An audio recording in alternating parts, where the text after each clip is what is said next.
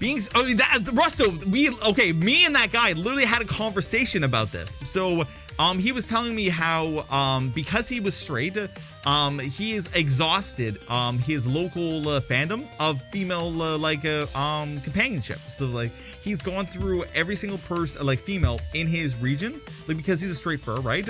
And they're either not sexually attracted to him because they're either like lesbian or non-binary or something like that. They're just not attracted to males, stuff like that.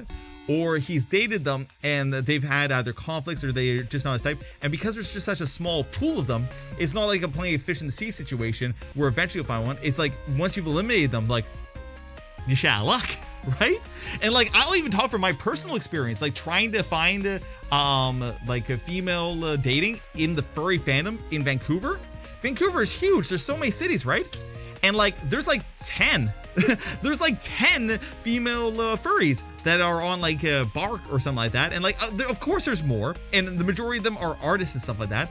But like once you eliminate for sexual orientation, once you eliminate for combat intellectual compatibility, once you eliminate for emotional compatibility, once you eliminate for sexual compatibility, like once you move down the list of like everything that somebody has to be in order to be a good partner for you, so that if you're trying to be a heterosexual male looking for a heterosexual female or even a bisexual female in the fandom, you're gonna have a bad time. My advice for him was to find a relationship outside of the fandom and then bring them in. Or even if you don't bring them in, as long as they're accepting of like your hobby, stuff like that, you're good to go.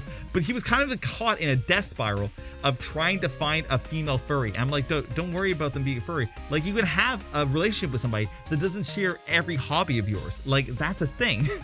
In fact, honestly, my personal opinion, you should look for people that don't share your exact same hobbies, because they have interests over here, you have interests over there, so that because you have different interests, you can have time away from each other so that you come back with stories to tell each other.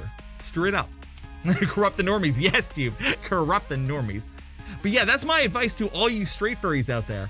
Look for people outside the fandom and either bring them in afterwards or let them like just accept you as having this hobby, okay? Ooh. Yeah, it's a good way to think about it. Yo, Kinky, well, come on in.